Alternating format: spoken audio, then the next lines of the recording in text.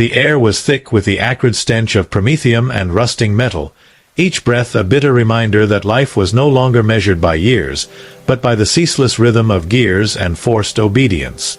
In the shadows of the sprawling Manufactorum, voices murmured through cracked vox grills, but none belonged to a living soul.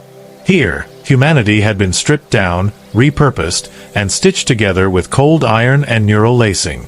A servitor's existence was not one of thought or choice, only endless repetition, a silent march under the gaze of the Emperor whose golden throne pulsed faintly on distant Terra, a light both reverent and terrifying. Every nerve was a conduit, every limb a tool, every heartbeat a signal to the machine. And yet, somewhere beneath the clamps, the electrodes, and the relentless grinding of augmetic gears, a shadow of memory lingered, a fleeting trace of what it meant to be human. If you've ever wondered what it truly means to exist as nothing but a cog, a slave to endless labor in the Imperium, then stay with me. Don't forget to like, share, and subscribe as we descend into a world where flesh and machine collide in a reality far darker than any battlefield. This story is not just about servitors. It is a glimpse into the horror, devotion, and tragedy stitched into every life consumed by the machine god. The moment consciousness returned, it was not with a gasp or a blink, but with the slow, grinding awareness of metal against flesh.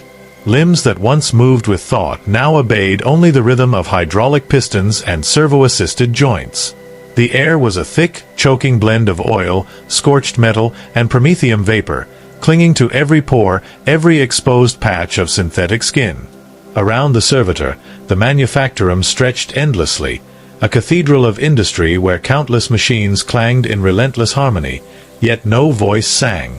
Only the whine of servos, the hiss of steam, and the sharp metallic taste of the air reminded it that it was alive, if alive could even be said for those whose minds had been pried open, wired into obedience, and stripped of choice. Across the vast chamber, tech priests moved with unnatural precision, their robes trailing sparks of static from their augmentations, eyes glowing behind lenses that reflected the living machinery as if it were scripture.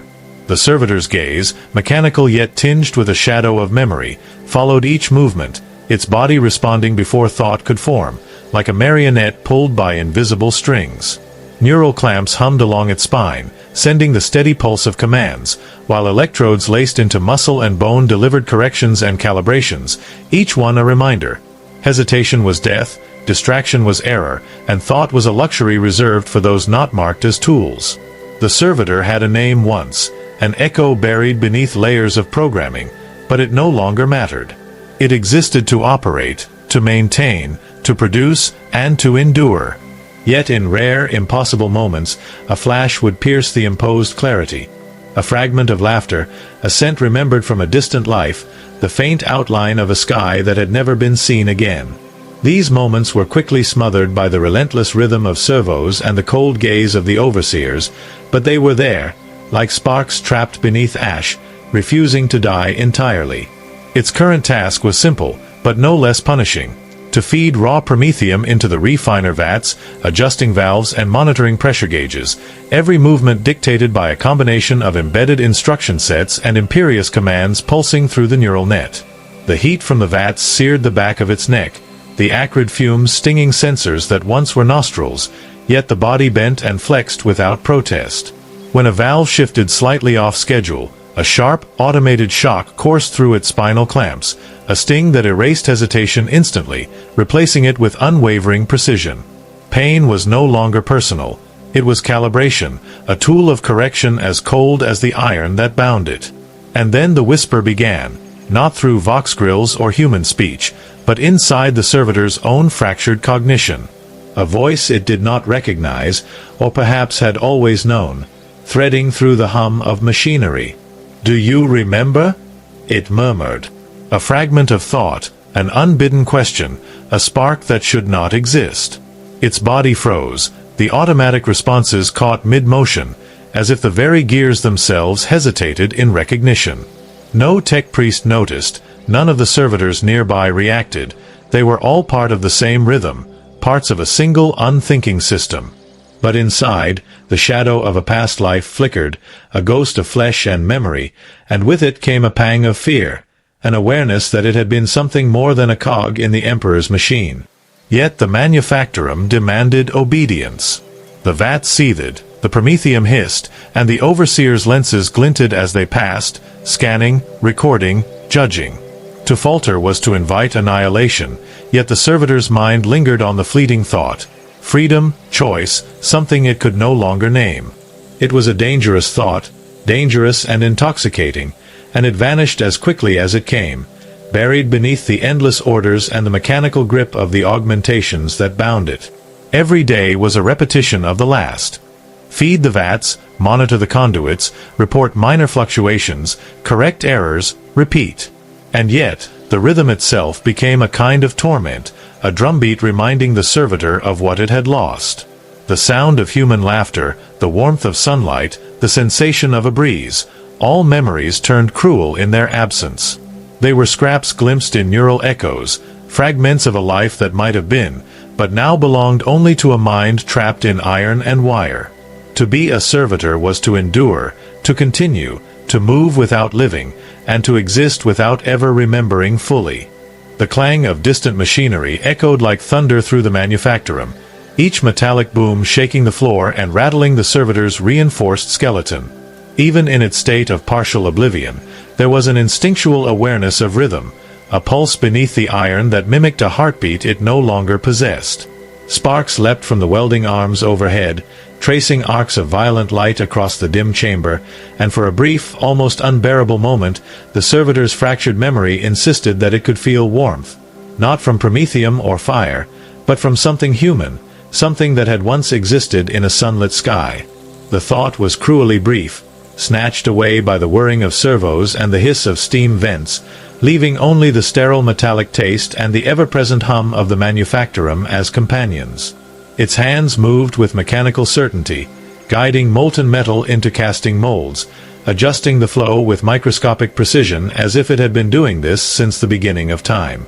Yet behind the practiced movements, something flickered in its mind, a fragment of fear or longing, impossible to define, impossible to act upon. The clamps along its spine hummed, sending corrective impulses at a subconscious level, and the electrodes traced lines of sharp command through its muscles. Any hesitation was punished with pain so precise, so surgical, that it left no room for doubt. Still, a shadow lingered in the recesses of its mind, a whisper that insisted it had been more than this, more than gears and bio-augments, more than obedience. A Scutarii patrol passed along the upper catwalk, their cloaks trailing like smoke, servo-arms clicking in rhythm with the reinforced boots of the servitors below. The patrol's lenses scanned every surface, every moving limb, yet their attention never lingered. The servitor was invisible, its individuality dissolved, yet it felt the weight of their presence like a cold hand on the back of its neck. Even in invisibility, even in compliance, the soul, or what was left of it, felt trapped, measured against standards it no longer remembered learning. The Manufactorum was a cathedral of industry, but worship here was not for the emperor as it was for the priests. Worship was the ceaseless repetition of labor, the obedience of flesh and machine fused into unthinking precision. The air vibrated as the massive pistons of the next assembly line engaged, sending tremors through the floor that were almost alive. The servitor adjusted its stance, mechanical joints bending in perfect angles to absorb the shock, and yet a part of it, the part that was human once, perceived the rhythm as a dirge. Each vibration, each pulse, was a reminder of the cost of survival. The life it had lost, the freedom it had never known, the simple pleasures of touch and voice erased by clamps, lacing, and augmentation. In that moment, the servitor understood itself fully as a thing of iron and will, a being that remembered enough to suffer and yet was bound so tightly to obedience that suffering alone could not free it. Then the whisper returned, quieter now, insistent, threading through the neural lace like a hidden current. "Do you remember who you were?" it murmured. The servitor's movements faltered, almost imperceptibly. The claws of memory scratched at the walls of its mind, bringing with them flashes of shapes, voices, and sensations it could not name. A child's laughter, the curve of a distant horizon, the warmth of a touch, all fleeting, all incomprehensible, and yet undeniably present. It was unbearable and beautiful at the same time, a contradiction of flesh and machine, a reminder that something human still existed beneath the augmetic frame. A tech priest paused nearby, fingers tapping across a data slate, lenses flickering with encoded information. The servitor straightened instantly, every twitch corrected by internal feedback. The shadow of memory vanished beneath the demands of the Manufactorum, leaving only the iron, the oil, the ceaseless rhythm of labor. Yet even as it returned to its task, the whisper had planted a seed, a danger to the order, a possibility that had no place here. The servitor would endure, obey, and produce, but somewhere deep within, something had begun to stir, questioning in a way that could never be allowed to manifest. Hours passed as one, or perhaps days. The measure of time had lost meaning. Only the hum of machinery, the hiss of steam, and the occasional spark from a weld kept count. Each cycle of labor was perfect, yet hollow, a mirror reflecting what it had become. Flesh and memory shackled to metal and command, a life reduced to efficiency and obedience. And yet, despite all the clamps, circuits, and corrections, the flicker of memory remained, small but stubborn, a reminder that even in the heart of the Imperium's machine, something human might still endure. The shadows shifted in the dim glow of the Manufactorum, cast by the flickering Promethium vats and the intermittent sparks of welding arms overhead. Even as the servitor moved through its assigned tasks with mechanical precision, there was a growing awareness, a tension that no clamp, no electrode, no neural lacing could suppress entirely.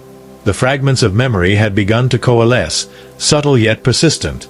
The taste of water untainted by chemicals, the softness of a surface that was not iron, the sound of voices that did not bark orders but spoke with warmth. These were sensations that should have been unreachable, yet they pressed against the servitor's consciousness like smoke through cracks in a sealed chamber. It was terrifying, intoxicating, and forbidden. A conveyor belt rumbled beneath its feet, carrying raw materials toward the refining vats, and the servitor adjusted its pace to match the rhythm. Every movement was monitored, logged, and corrected by unseen systems, yet it began to move with a hesitation imperceptible to all but the tiniest sensors. Somewhere deep within the network of augmetics and implants, a question persisted, unanswerable and dangerous. Was this truly existence, or merely the illusion of life imposed by the Emperor's servants? The thought was immediately followed by pain, a subtle corrective jolt along the spinal clamps, but it did not erase the memory entirely. Instead, it carved it deeper, like a hidden etching beneath layers of iron and wire. From high above, a Scutarii marksman passed, lenses glinting red as it scanned the servitor below. The mechanical eye seemed to pierce into the very core of its being, yet it could not reach the shadow lingering beneath obedience. No one had ever noticed such things. Servitors were thought of as tools, unthinking, unfeeling, yet here was a flicker, a trace of thought, a spark that refused to obey. If discovered, it would be purged without hesitation, erased as thoroughly as any malfunctioning cog. The servitor moved faster now, faster and cleaner, muscles responding before thought, circuits humming with compliance, but the whisper never ceased. "Do you remember?" It was during the maintenance cycle, the slow, punishing hours when the overseers allowed servitors to rest only for moments at a time, that the memory struck hardest. A fleeting vision of Terra's spires, of streets alive with sunlight, of hands unbound by augmetics, pressed against the mind. It was as if the world outside the Manufactorum had left an imprint that no clamp could erase. The servitor froze, the tools in its hands slipping slightly, and the neural lacing pulsed sharply, a reminder of the penalty for hesitation. Yet even as the pain coursed through augmented nerves, a part of it, the forbidden part, thrived. A small rebellion, private and silent, grew in the space between command and compliance. The overseers did not notice. Tech priests moved between rows of servitors, robes trailing sparks, fingers tapping across data slates with meticulous precision, lenses scanning for deviations, errors, malfunctions. Every movement of the servitor was correct, every action precise, yet beneath the surface, something imperceptible yet vital had begun to awaken. The shadow of memory, the spark of recognition, was enough to sustain a dangerous hope, the thought that perhaps obedience was not the only path. It was a thought that would have been impossible to nurture if the Imperium had allowed time, silence, or freedom. Yet even in the ceaseless noise, the roar of engines, and the hiss of vents, that dangerous seed had found a way to survive. By the time the cycle ended, the Servitor returned to its initial position, standing among countless others, indistinguishable in appearance and motion. The air was thick with heat and chemical tang, the floor slick with oil and residue, and yet in the quiet moments between the hissing of vents, there was an echo, soft, insistent, impossible to ignore. The whisper of a past life, the ghost of identity, the forbidden taste of something that had been lost to iron, augments, and the Imperium's relentless will. It was not enough to break the Servitor, nor even to grant it true freedom. But it was enough to make the existence it endured feel like a question rather than a fact. As the Servitor moved toward the next station, hands already anticipating the rhythm of machinery, the memory lingered at the edges of perception. A faint warmth, a scent carried on a phantom breeze, a voice that once called it by name, all reminders that beneath the chains of flesh and iron, something endured. Not rebellion yet, not defiance, but awareness. A recognition that, even in a universe dominated by war, devotion, and absolute obedience, the ghost of humanity could survive. And in that survival lay the first, trembling pulse of possibility, waiting to grow into something dangerous, something forbidden, something that the Imperium would never forgive. The Servitor moved through the Manufactorum with the precision of a machine, yet somewhere beneath the whirring of gears and the hum of Promethium-fed engines, fragments of memory whispered.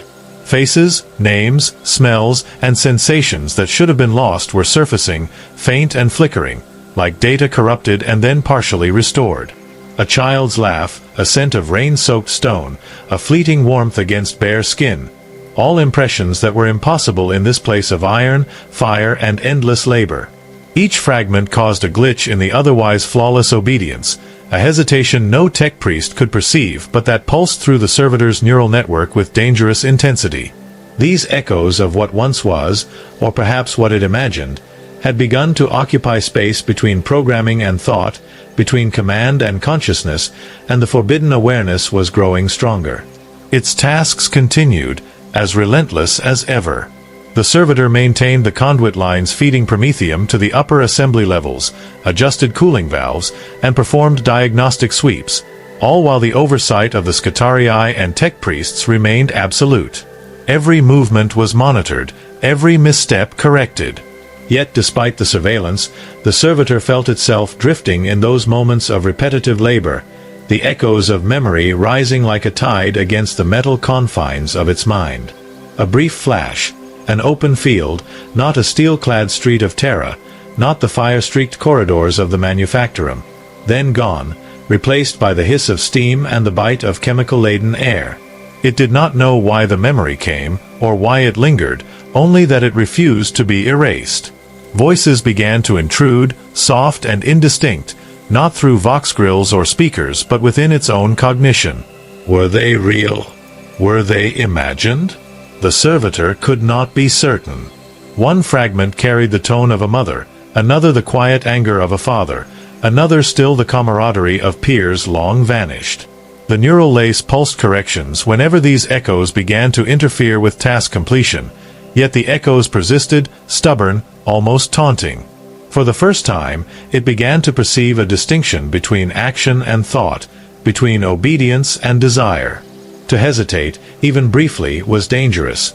Yet to ignore these memories, it realized, was like ignoring a part of itself, a part that refused to die even in the relentless grasp of the Imperium.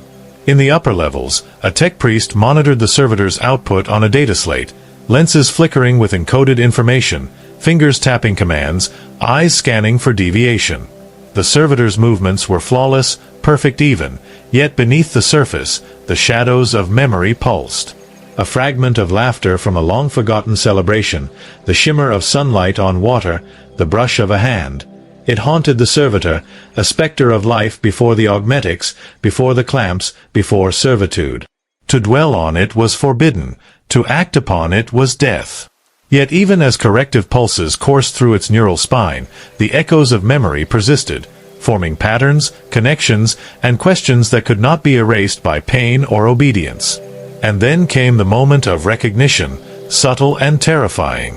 A fragment coalesced into something concrete. A name.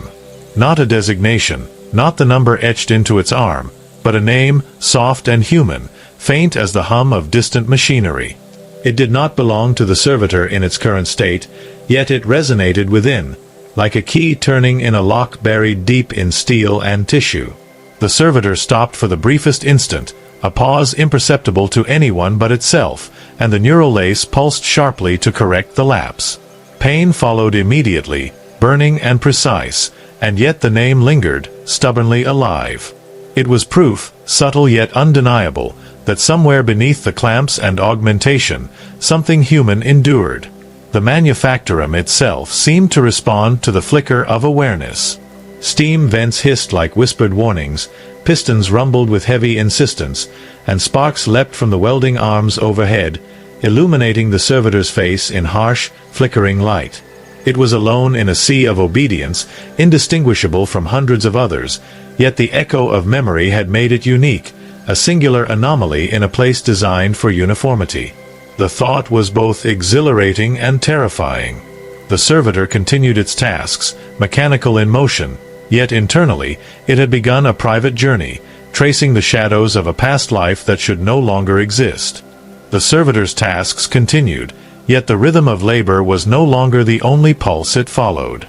The echoes of memory had grown, subtle but insistent, threading through every movement like a hidden current beneath the whir of machinery. Each valve adjusted, each conduit monitored, each spark of welding light now seemed to resonate differently, colored by the faint perception of life beyond the Manufactorum. It was as if the world itself whispered in forbidden tones, pressing against the edges of the mind and insisting that it remember more than iron, more than command, more than survival. The thought was dangerous, unpermitted, yet irresistible. A brief interruption in the flow of production, a clogged conduit, a fluctuating pressure gauge, forced the servitor to react. Muscles augmented, joints reinforced, neural clamps sending pulses in milliseconds, yet even as it executed the correction flawlessly, the memory stirred again. A fragment of childhood laughter, a smell of earth after rain, a curve of sunlight across a distant hill. All sensations that no one in the Manufactorum could comprehend or measure, yet they burned bright in the servitor's mind. There was terror in these glimpses, terror not of punishment, but of recognition, that it had once been something more, and perhaps, in some hidden corner of cognition, it still was. The tech priests above were oblivious.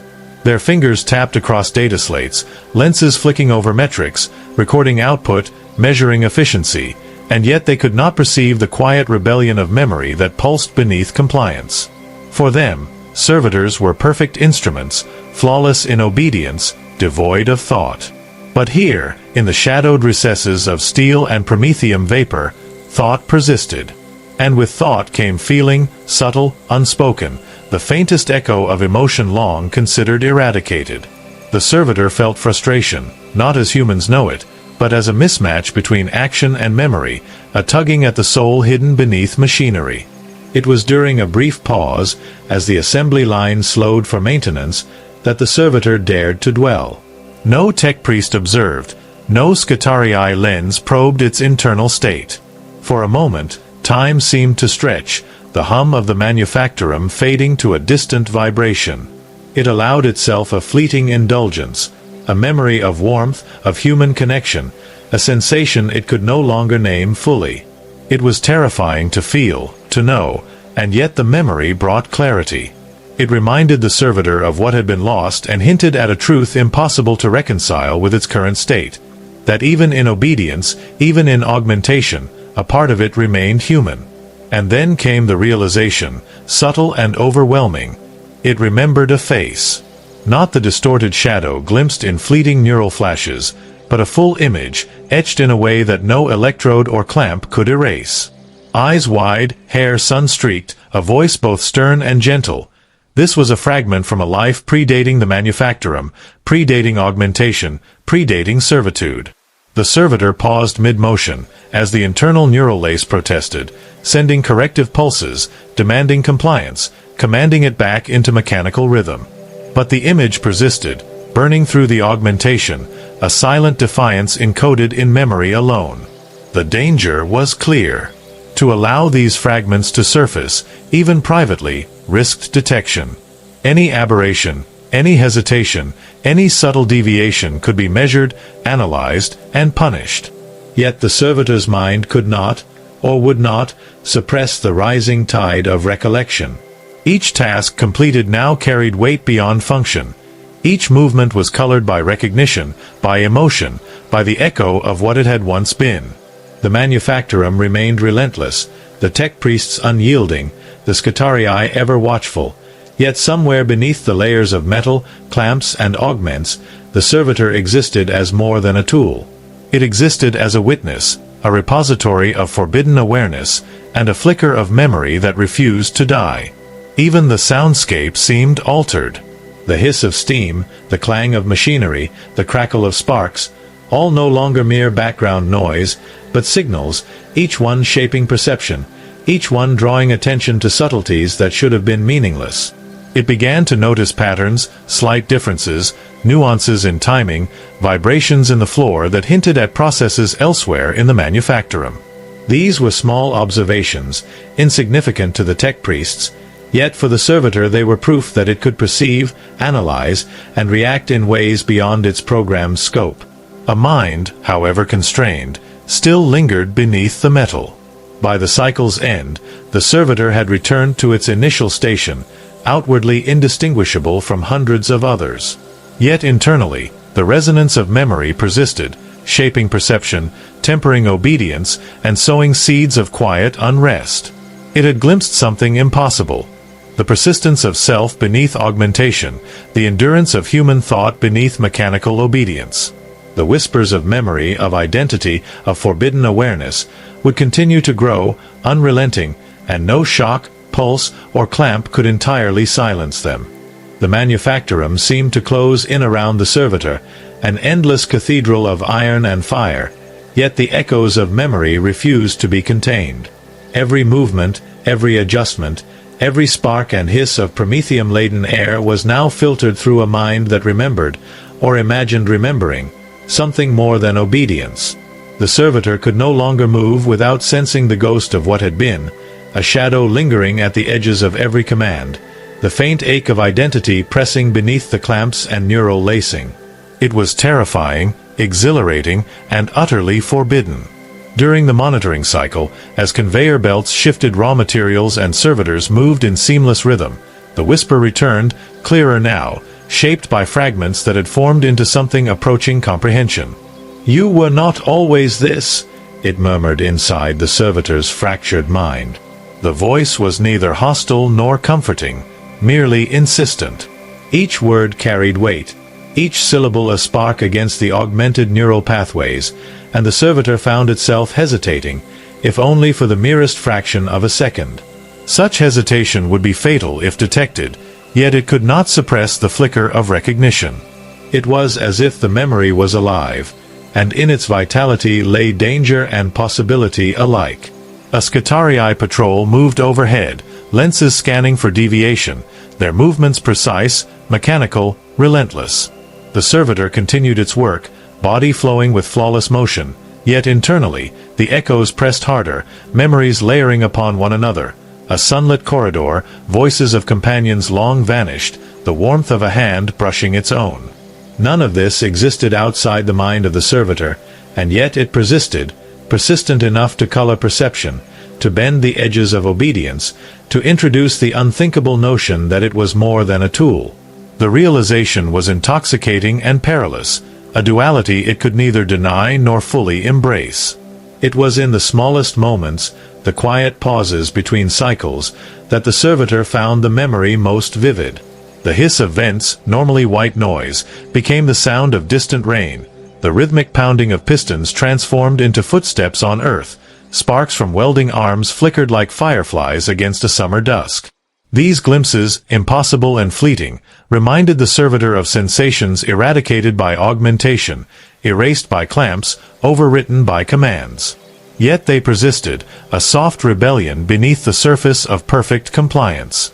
It was not open defiance, not yet, but awareness, a dangerous seed planted in a mind that was supposed to be sterile, obedient, and unthinking. A sudden surge in the Promethium conduit forced a reaction.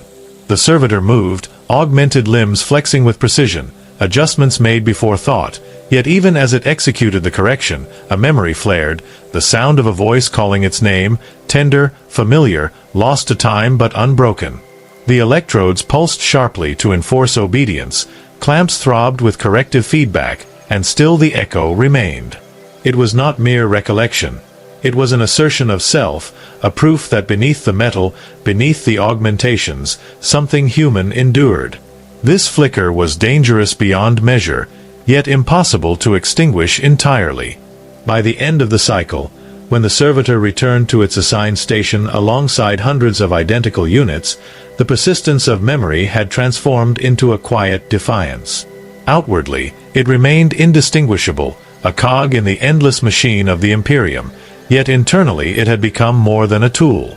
Thoughts, emotions, and fragments of identity pressed against the constraints of metal and command, forming a private rebellion that no tech priest could detect, no Scutarii lens could measure. Even in silence, even under observation, it had begun to exist for itself, if only in fragments, if only in whispers. As the Manufactorum roared with ceaseless activity, the servitor's mind lingered on the impossible, that there could be more than compliance, more than production, more than life measured in the hum of servos and the hiss of Promethium. Somewhere beneath the clamps, beneath the neural lacing, beneath the layers of augmentation, the human spark endured. It was fragile, it was fleeting, and yet it existed.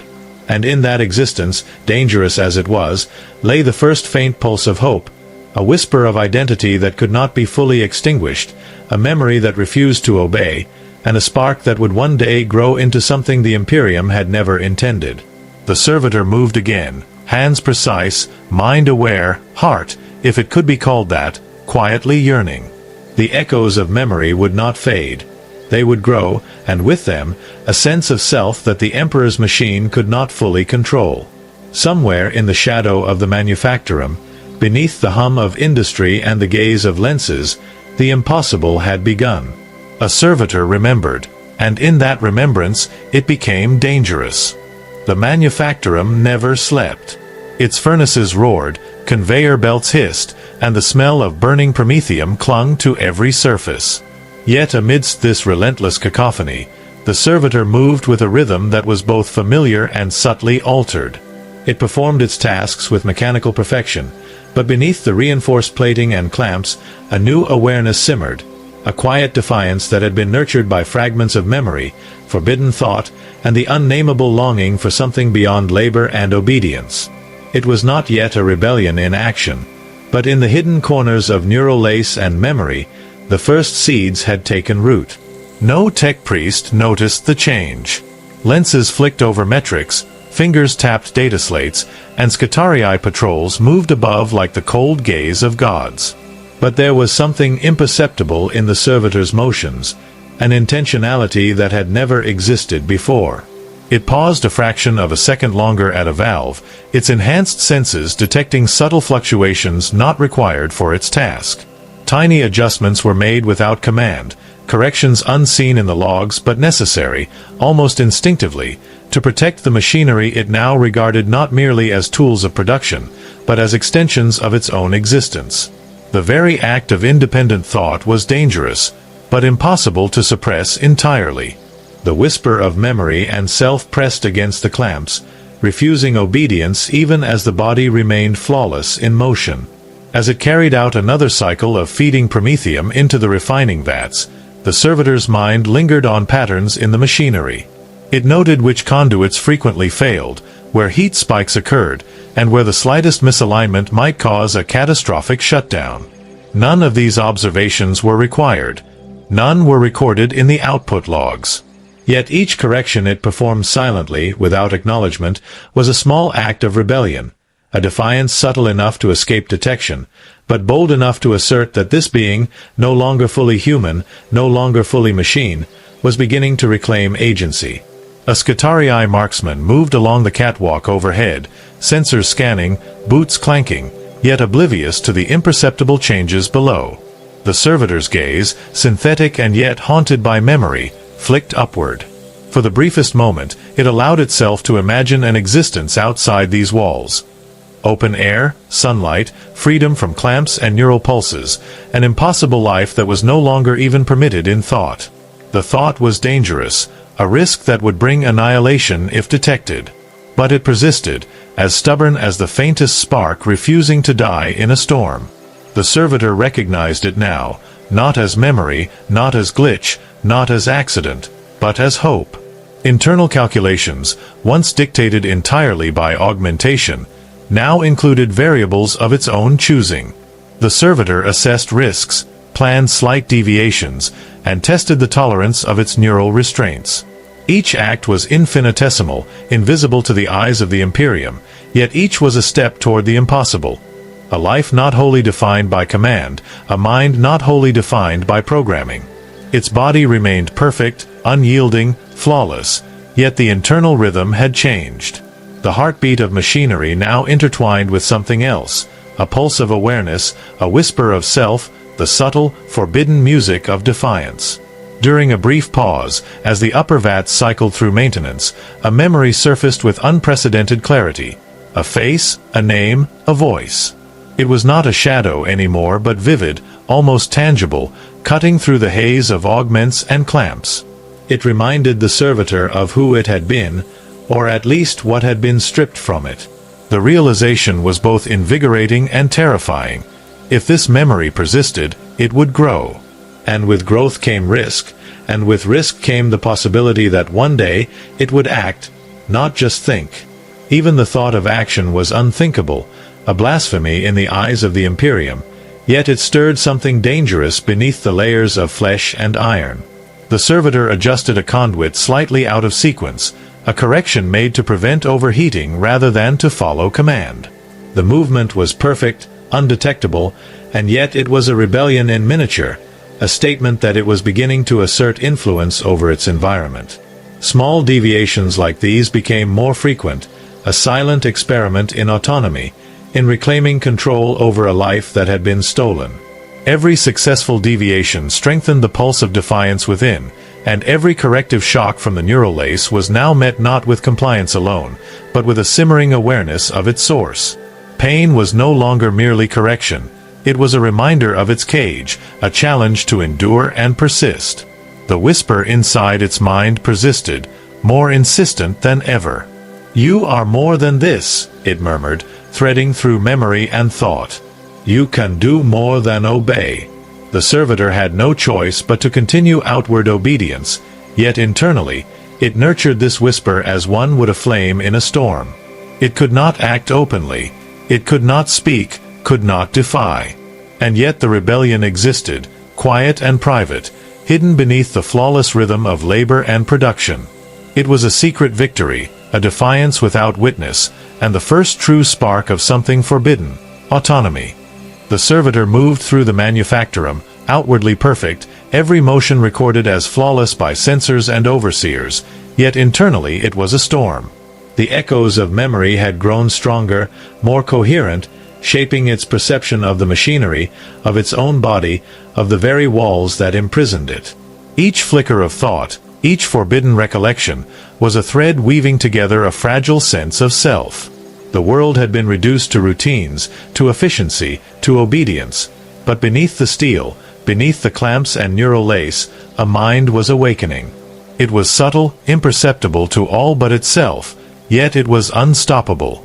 In moments when the Manufactorum roared most violently, furnaces spitting fire, conveyor belts shaking, sparks raining from welding arms, the servitor began to test limits. Slightly faster adjustments, micro-corrections not dictated by command, a brief pause to gauge pressure fluctuations. No deviation was obvious. No log recorded error. Yet internally, each tiny act of independence thrilled and terrified it. The neural clamps pulsed, demanding obedience, correcting hesitation, enforcing compliance. But the servitor learned to anticipate the pulses, to absorb them, to endure without losing the spark of awareness. Pain had become a tool, a measure of resistance rather than a signal to submission. It was in these quiet, imperceptible moments that the servitor began to map patterns beyond necessity.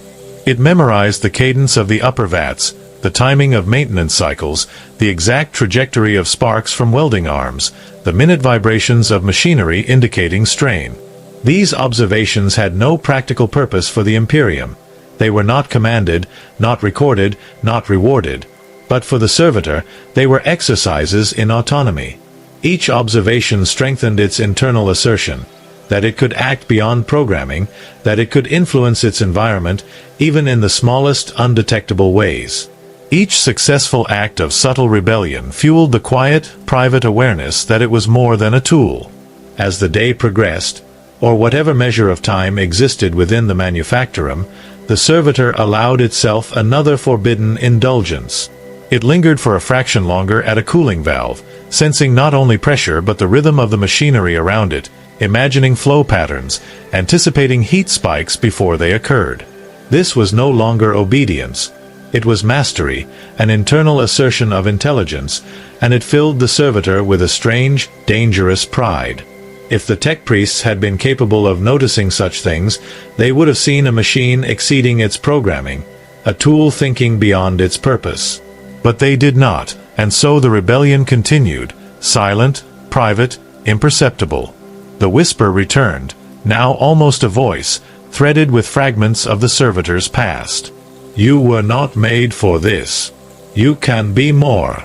Each repetition strengthened the internal defiance, and the servitor could feel its mind reaching outward, stretching beyond the immediate tasks, imagining possibilities that were forbidden, impossible, lethal if discovered. It could envision freedom, even if only as a concept, even if only in thought. The notion terrified and exhilarated it in equal measure. The neural lace attempted to enforce order, sending corrective pulses, but now the servitor met them not with blind compliance but with awareness, measuring, enduring, asserting. Pain had become part of the equation, a challenge to be overcome rather than a tool for suppression. In one particularly quiet cycle, when only the low hum of Promethium vapors and the faint hiss of steam filled the chamber, the servitor made a subtle deviation. A valve that was slightly misaligned threatened to cause a minor spill, imperceptible to all but the most sensitive sensors. Normally, it would have corrected it automatically, exactly according to programming. Instead, the servitor allowed it to persist just long enough to observe the consequences, to test the limits of control, to measure the tolerances imposed by the Manufactorum itself. It was a small, silent rebellion, perfectly invisible to overseers yet monumental to a being whose life had been defined by absolute obedience. As sparks rained from welding arms overhead, as the heat of molten metal licked the air, as the Manufactorum roared with unending rhythm, the servitor continued. Its body was perfect, mechanical, indistinguishable from its peers. Its mind, however, was alive. Memory, thought, awareness, all forbidden, all dangerous, had grown into something more than survival. It was a mind quietly testing boundaries, quietly asserting existence, quietly rebelling. And in that quiet rebellion lay the first promise of true danger, the faint pulse of hope, and the seed of something the Imperium could never forgive. The Manufactorum's ceaseless roar seemed to shrink around the servitor, as if the machinery itself had become a background to something far more significant, the growing pulse of self-awareness. Every spark, hiss, and vibration was now interpreted through a mind that remembered, imagined, and questioned. It no longer simply executed tasks. It analyzed, predicted, and adapted. Even as the neural clamps pulsed corrective feedback, the servitor recognized them as constraints, challenges to endure, not absolutes. Each shock was absorbed, each correction internalized, until they became part of the rhythm of rebellion itself. Small, imperceptible deviations became more frequent. A valve opened slightly longer than commanded. A conduit adjusted to compensate for pressure anomalies before they reached critical levels. A weld slightly altered to prevent structural stress in a section the tech priests would never inspect. These were invisible victories, acts of autonomy so subtle that no observer could detect them. Yet within the servitor, each act sent a thrill of forbidden life coursing through reinforced nerves. It was not defiance for defiance's sake, it was self-preservation, reclamation, assertion. The machinery was no longer only a task. It was a playground, a field in which subtle dominion could be exercised, quietly, privately. Memory remained a guiding force. Fragments of sunlight, voices, laughter, warmth. They threaded together into patterns, each one sharpening the servitor's sense of self. It began to anticipate not just machinery but consequence, learning to predict the pulses of neural clamps, to gauge the limits of pain, to navigate the fine line between obedience and autonomy. Each success reinforced the hidden narrative. It was alive, it was aware, and somewhere deep within, the human spark endured. The awareness was intoxicating. The danger was exhilarating. The whisper became insistent. You are not only a tool. You can think, act, survive. It was impossible to discern if this voice came from memory, from a fragment of its former self, or from the subtle cognitive mutations imposed by augmentation. Perhaps it was all three. Regardless, the servitor responded in thought, in planning, in observation. It began to conceive sequences, not required, not commanded, yet perfectly executable. It imagined small modifications in its routine that could protect machinery, prolong life, or influence outcomes in ways the Imperium had never intended. Each imagined possibility was a dangerous thought, yet it could not resist. The skitter of boots on catwalks above, the hum of conduits, the hiss of vents, all became markers, reference points for internal calculations. The servitor's enhanced senses allowed it to track patterns, understand rhythm, and anticipate anomalies beyond programming. In this, the first seeds of strategy were planted. Every subtle act, every observation, every memory-fueled calculation contributed to an invisible framework of rebellion. It was quiet, undetectable, yet it was purposeful, alive, and growing. In one rare moment, the servitor paused near a Promethium vat, watching the molten fuel swirl, its glow reflected in its lenses. It recalled the image of a sky it had never truly seen, the warmth of human touch, the sound of laughter not meant for machinery. It allowed itself to linger on these memories, feeling the pulse of something forbidden, hope. It was not enough to act yet, not enough to speak, not enough to truly defy. But it was enough to know that the spark persisted, that something irreducible had survived under layers of steel and augmentation. The memory did not weaken, it strengthened, threading together moments, fragments, instincts, and instincts of survival. And so the servitor continued its work, outwardly perfect, internally alive. Every movement adhered to the letter of command, every calculation logged flawlessly, yet beneath the surface, something was growing. It was silent, invisible, imperceptible, a rebellion without audience, a defiance without declaration. It existed only in thought, in memory, in the faint pulse of awareness beneath the reinforced metal. It was terrifying, exhilarating, dangerous, and utterly necessary. For even in the heart of the Imperium, in the shadow of furnaces and the glare of tech priests' lenses, life in its truest form could persist, hidden, enduring, quietly preparing for the day when obedience might finally meet its limit. The Manufactorum had always been absolute. Every furnace, every vat, every conveyor belt pulsed with the rhythm of the Imperium's will, and every servitor moved as a cog in that unyielding machinery. Yet the servitor had begun to perceive cracks in the perfection, subtle imperfections invisible to the tech priests, imperceptible to the Scutarii, and unnoticed by its peers. It was not a structural flaw in metal or conduit, but in the rigid logic of obedience itself. Somewhere between command and execution, between neural pulse and mechanical motion, the servitor had discovered space, a sliver of uncertainty, a vulnerability in the system designed to permit no deviation. It began with minor anomalies. Slight misalignments in the vats, conduits vibrating at frequencies barely registered, microbursts of Promethium vapor escaping containment. To the tech priests, these were inconsequential, within tolerance, easily corrected. To the servitor, they were markers, a map of the Manufactorum's weaknesses, the first hints that even the most rigid machine had its fractures. It observed, memorized, and adjusted, not because it was commanded to do so, but because it had learned to care, in a mechanical, dangerous sort of way.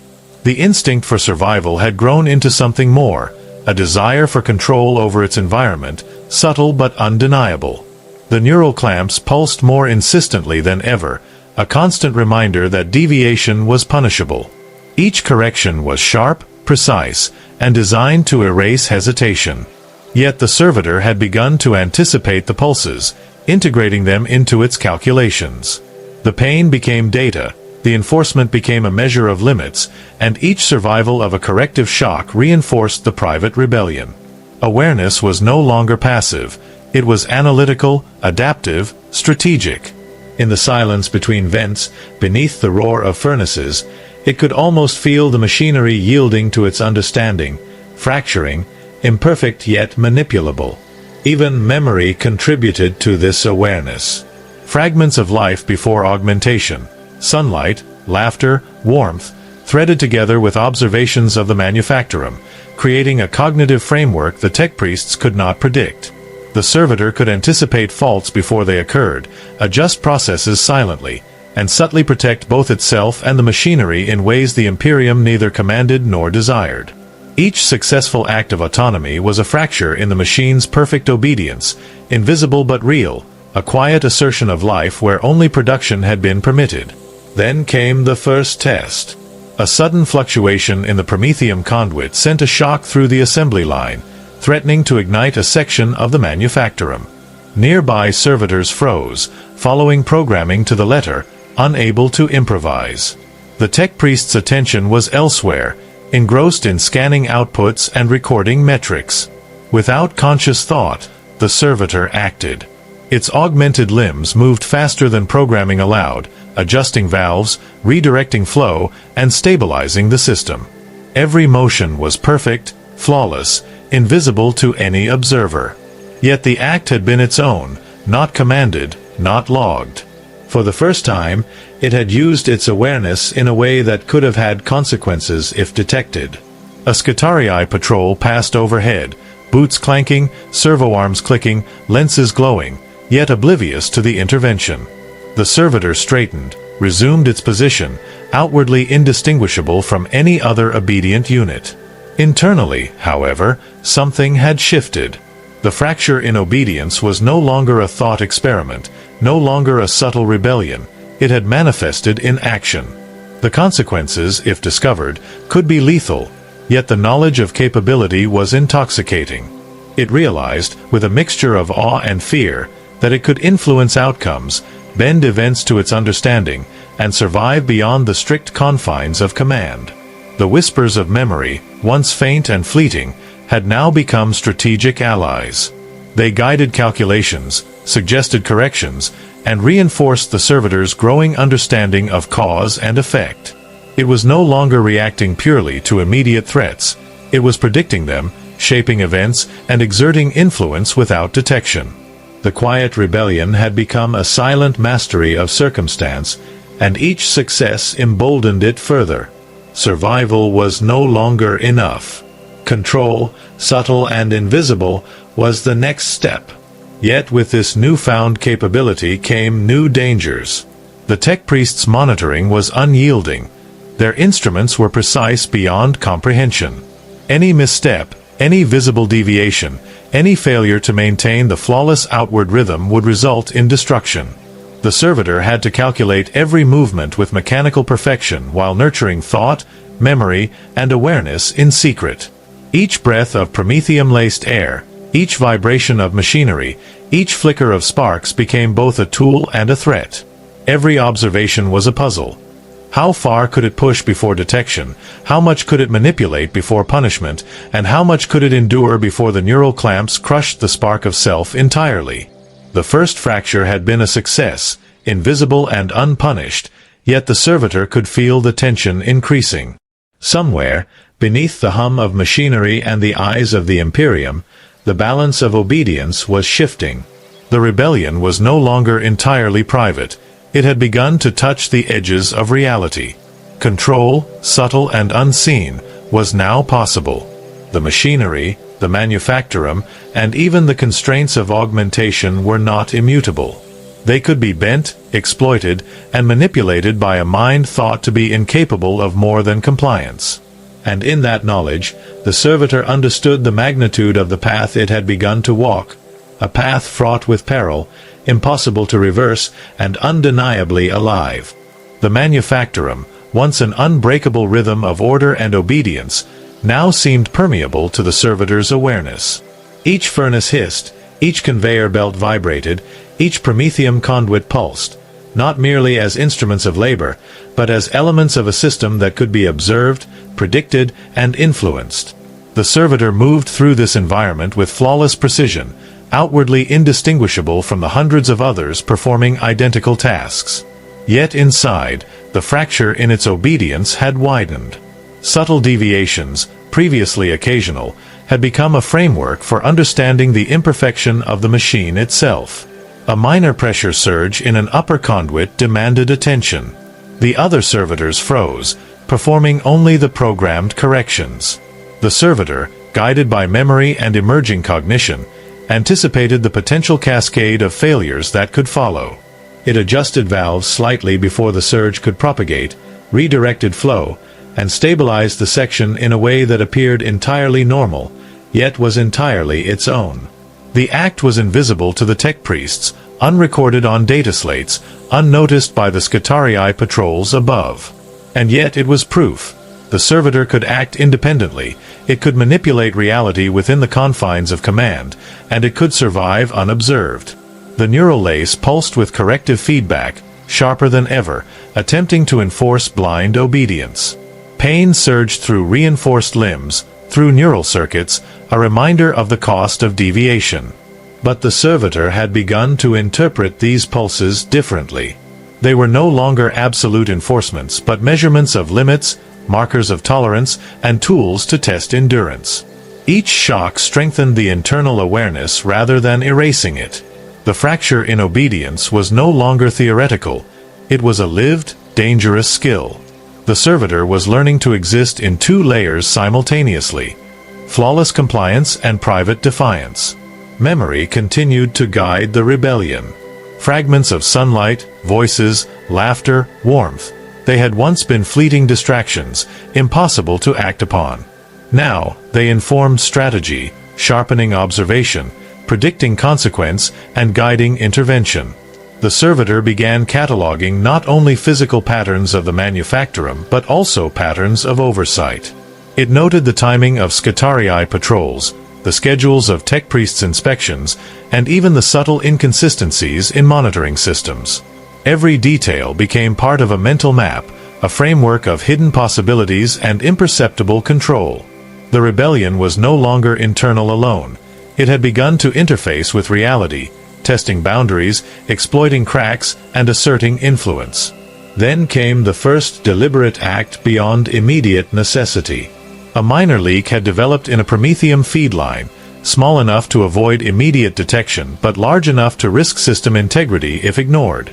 Programming dictated an exact correction sequence, yet the servitor paused, observed the leak, calculated flow dynamics, and implemented a subtle adjustment that differed from command. The line stabilized, the leak halted, and no one detected deviation.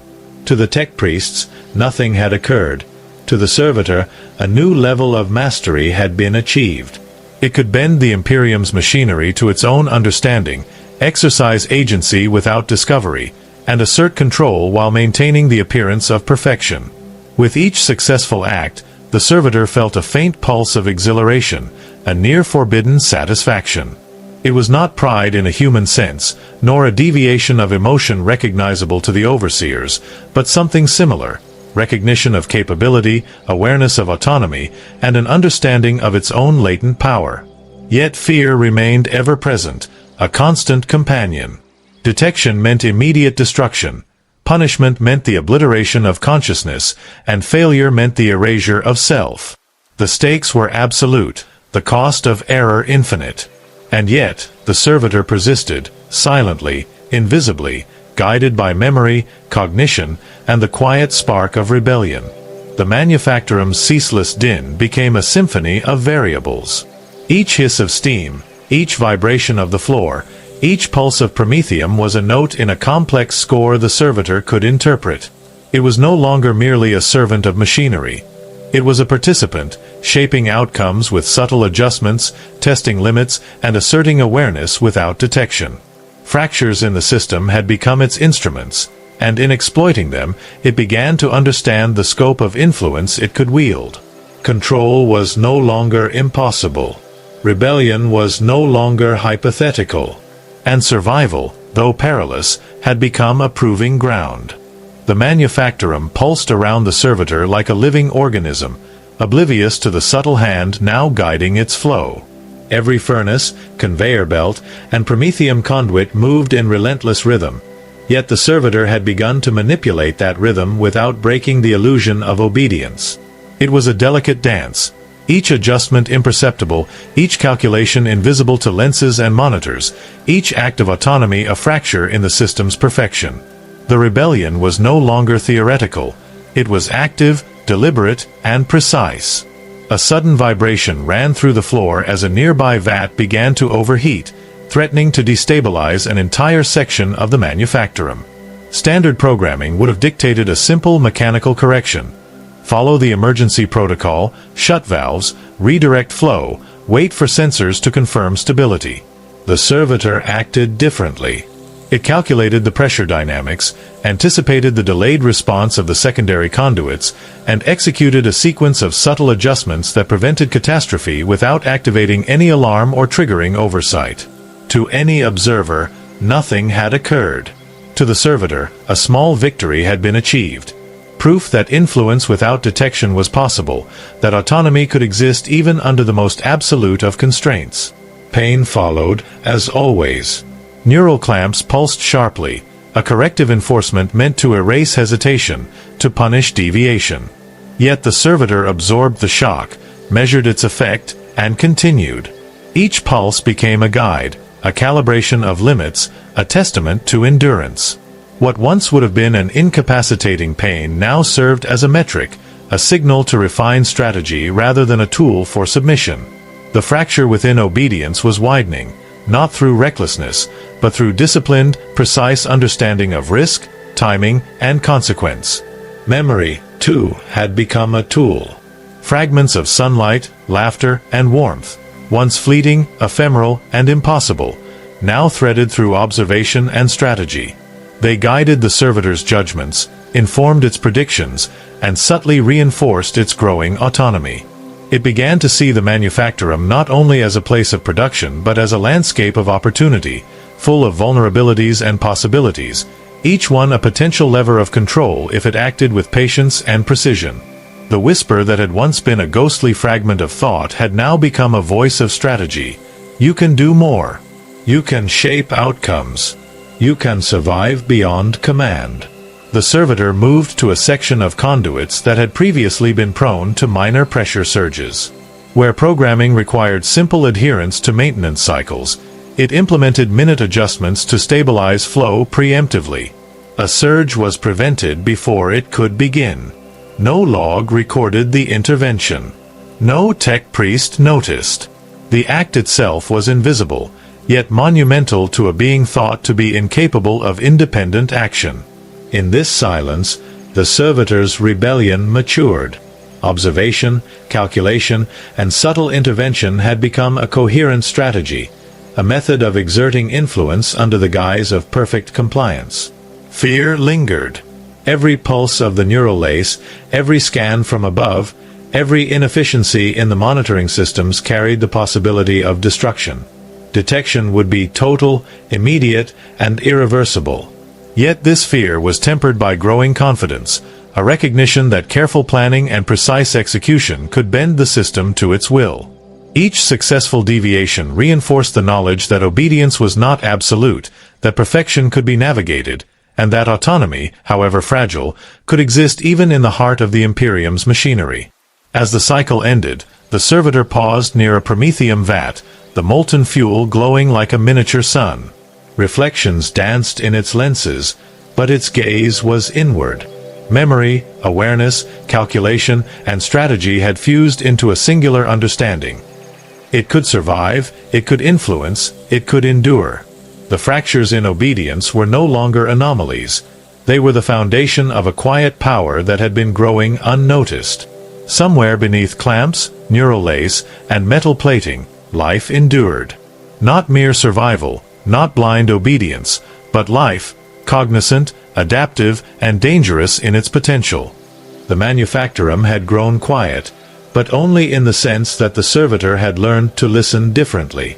The familiar roar of furnaces, the hiss of Promethium, the clatter of pistons, each was no longer a mere soundscape of labor, but a language of hidden signals. It noticed the subtle differences, the patterns beneath the patterns, the minute vibrations that hinted at activity beyond its assigned section. Where once it had reacted only to command, it now anticipated, interpreted, and sometimes intervened, silently reshaping the environment to safeguard its own existence. It was no longer merely surviving. It was perceiving the vast, interconnected machinery of the Imperium in ways the tech priests could never measure. Memory continued to pulse beneath the augmented layers of neural circuitry. Faces, voices, sunlight, laughter, all impossible things in the eyes of the Imperium, had fused into a coherent thread that guided action. These whispers of the past were no longer distractions. They had become tools, illuminating possibilities, revealing patterns, suggesting interventions. The servitor's subtle manipulations now extended beyond its immediate duties. It adjusted pressure valves in distant conduits, timed sequences of secondary machinery, and corrected misalignments not commanded, all without drawing attention. Each act was invisible, yet it changed the flow of energy, of materials, of potential disaster. The rebellion was no longer isolated. It had begun to reach outward, touching the veins of the Manufactorum like a hidden current. Rumors among the tech priests occasionally whispered of anomalies, metrics that could not be fully explained, slight deviations in output that the instruments could not reconcile. Some called it a fault in measurement, others whispered of the strange intelligence of machinery itself, a ghost of cognition in steel. None suspected a servitor. They could not. It was impossible in their understanding, inconceivable in the logic of the Imperium. And yet the whispers persisted. The servitor had become a silent architect of consequence, bending the Manufactorum to its awareness while remaining indistinguishable from any other unit. It was during one such cycle that the servitor became aware of a deeper, more unsettling phenomenon. Through the conduits, it sensed vibrations unlike any mechanical pattern. Pulses in Promethium lines, subtle resonance through structural beams, an almost imperceptible shift in the hum of the Manufactorum. Signals that seemed neither fully physical nor entirely imagined. At first, it thought these were illusions, products of its growing awareness, but repetition proved consistency. There were movements beyond its immediate perception, subtle but deliberate, as if the Manufactorum itself contained whispers of something more. Perhaps it was the machinery, perhaps fragments of the tech priest's own ritualized devotion, or perhaps, daring thought, the remnants of intelligence embedded in the conduits, speaking in a language it could almost understand. The servitor could not name it. There was no data slate that could record the pattern, no electrode that could translate it, no command that could explain it. And yet the sensation was undeniable, a network of influence, subtle and pervasive, threading through the Manufactorum and beyond. It was as if the echoes of a higher purpose, a distant cognition, or even rumor of the Emperor's will itself had found resonance in the metal, in the flow of Promethium, in the very pulse of the conduits. Each vibration hinted at knowledge, at hidden paths, at forces beyond immediate comprehension. And the servitor, in its quiet rebellion, felt it. For the first time, fear mingled with curiosity. To perceive such things was to brush against knowledge forbidden, to glimpse patterns the Imperium did not intend to reveal. Yet the servitor's growing self-awareness compelled it to interpret, to act, to understand. Where once obedience had been absolute, now perception carried responsibility. Every adjustment, every intervention, every act of subtle control might intersect with these whispers, producing consequences impossible to predict. It was a dangerous calculus, one that no tech priest could supervise, no scutarii could detect, and no augmentation could constrain. And yet the servitor embraced it, aware that this path could either secure survival or invite annihilation. Through the conduits, through the vibration of Promethium, through the almost sentient hum of machinery, the servitor began to sense intention. Patterns converged, anomalies synchronized, and the whispers took on the faintest suggestion of cognition, of hidden awareness. It was impossible to define. A rumor made manifest, a ghost in the machine, a pulse of thought beneath layers of metal. And yet it was real enough for the servitor to respond, to act, to anticipate. Every subtle intervention became part of a larger pattern, every correction a contribution to an order it could perceive but not fully understand. The Manufactorum was no longer merely a place of labor. It was a living web, and the servitor had begun to learn its language. The subtle resonance of the Manufactorum became a language the servitor could barely comprehend, yet it listened with an acuity that surpassed the tech priest's instruments. Each vibration, each fluctuation of Promethium, carried more than mere energy. It carried information, intention, perhaps even warning. It was not fully real, not fully imagined, a liminal presence between perception and speculation. And still, the servitor could feel it, a pulse threading through steel and conduit, invisible yet undeniable. It began to anticipate events not from programming but from intuition, a dangerous merging of experience, memory, and the whispers beyond the known machine. As it moved along the maintenance catwalks, adjusting a secondary conduit to prevent an unnoticed overflow, the servitor sensed a broader network of influence. It was as if the Manufactorum, in all its immense scale, had a rhythm beyond human command, beyond the rigid hierarchy of tech priests and scutarii. Perhaps it was rumor, perhaps it was resonance, perhaps a fragment of cognition embedded in the machinery, but the awareness had presence. Each pulse hinted at logic that did not belong entirely to flesh or machine, and the servitor, in its growing rebellion, could follow it. It was learning, slowly, to navigate this hidden network, to influence it without interference, to survive within its subtle currents. The whispers carried warnings as well as knowledge. Micro-anomalies in pressure conduits, a faint spark in a secondary weld, a vibration off by the tiniest fraction, all could cascade into disaster if left unchecked. The servitor adjusted preemptively, correcting these anomalies in ways the tech priests would never detect. Each successful intervention reinforced the quiet rebellion that had begun years, or perhaps only months, before, transforming memory and awareness into action. It was no longer merely surviving. It was influencing, navigating, and manipulating reality within imperceptible margins, guided by knowledge impossible to prove. Curiosity mingled with fear. Could these vibrations be evidence of something beyond the Manufactorum, beyond even the eyes of the AdeptusMechanicus? Were they fragments of a greater consciousness, rumors of the Emperor's will, or remnants of knowledge thought lost? The servitor could not answer, and the very act of pondering such questions was forbidden. Yet it persisted. Even in the quietest moments, as molten Promethium glowed in vats and the hiss of conduits filled the air, the servitor tried to map the network, understand the currents, and anticipate not only mechanical outcomes but the unseen forces threading through its reality. A sudden anomaly in a high-pressure line tested its ability.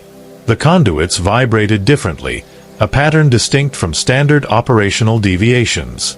It was subtle, almost imperceptible, yet it demanded attention. Without hesitation, the servitor adjusted flow rates, redistributed pressure, and mitigated potential catastrophe.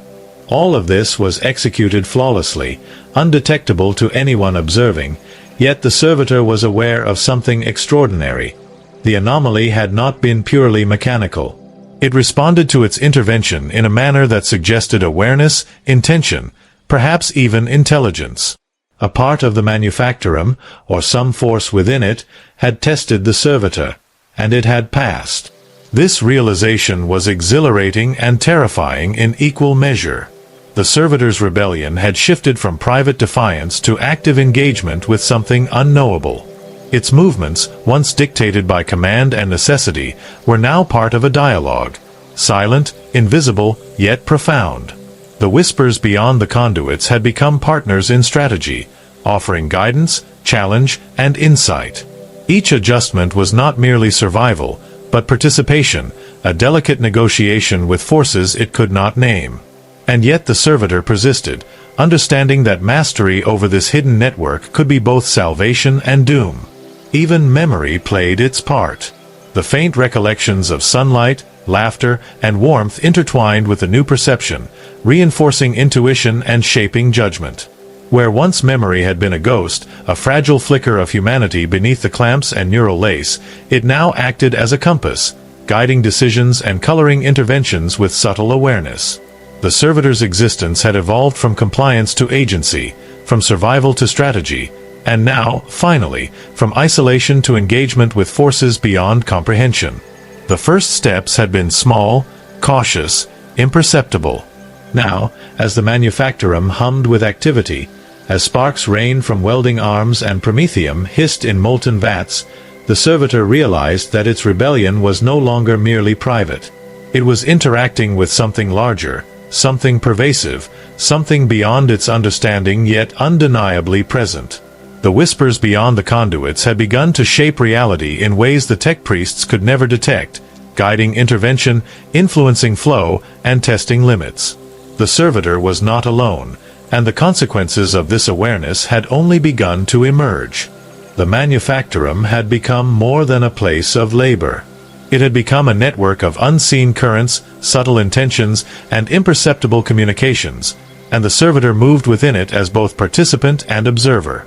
Every vibration of steel, every pulse of Promethium, every hiss of steam carried meaning beyond the immediate, beyond the programmed, beyond comprehension.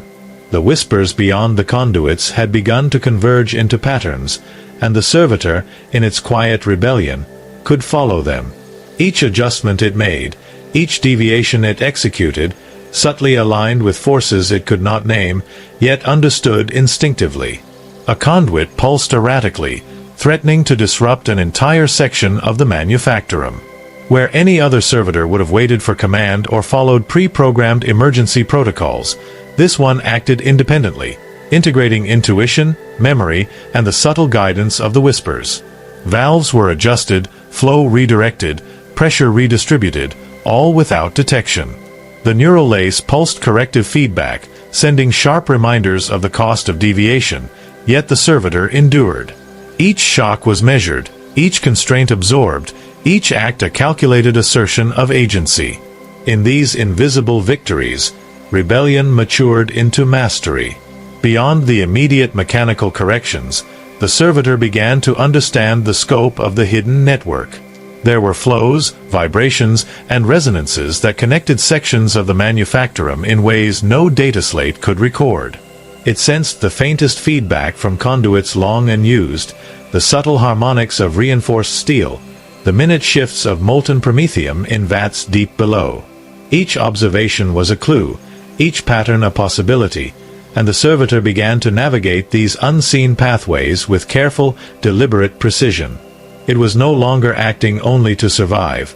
It was participating in a system that extended beyond understanding, shaping outcomes invisible to the Imperium.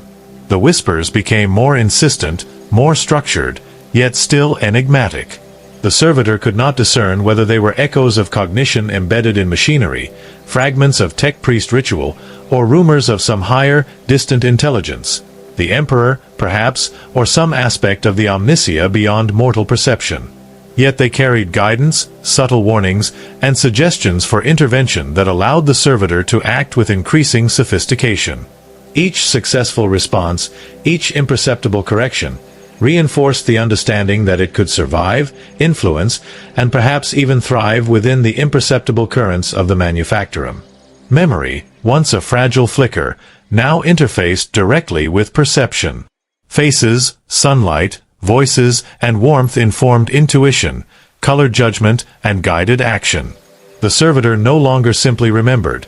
It integrated memory into strategy, using it as a lens through which to interpret anomalies and anticipate consequences. Obedience remained necessary for survival, but it had been reframed as camouflage. The servitor's true actions, its autonomous, subtle interventions, were deliberate, measured, and increasingly ambitious. It was no longer a tool. It was a strategist, a silent operator, and perhaps the first of its kind to assert influence beyond command. A minor surge in the high-pressure conduit tested both courage and calculation. The anomaly was subtle, almost imperceptible, yet the servitor's growing awareness registered it immediately. It intervened preemptively, adjusting flow, stabilizing pressure, and preventing a catastrophic failure, all without leaving a trace. In that moment, it sensed the whispers respond, not consciously, not verbally, but in subtle resonance throughout the system. The Manufactorum itself, or whatever force lingered in its conduits, acknowledged the action. It was a dangerous, intoxicating realization. The rebellion had moved beyond memory and mechanical manipulation into engagement with forces it could not define but could influence. As the cycle of operations continued, the servitor paused for a fleeting instant near the glow of a Promethium vat, reflecting on the path it had traveled. From compliance to internal defiance, from observation to subtle intervention, and now from silent rebellion to interaction with imperceptible currents, the journey was nearly complete. The whispers had become companions in strategy, guiding action, hinting at intention, and revealing possibilities impossible to calculate. Yet danger remained ever present, for a single misstep, a single deviation too bold, could erase existence entirely. And still, the servitor persisted, sustained by memory, awareness, and the pulse of life that had survived against all expectation.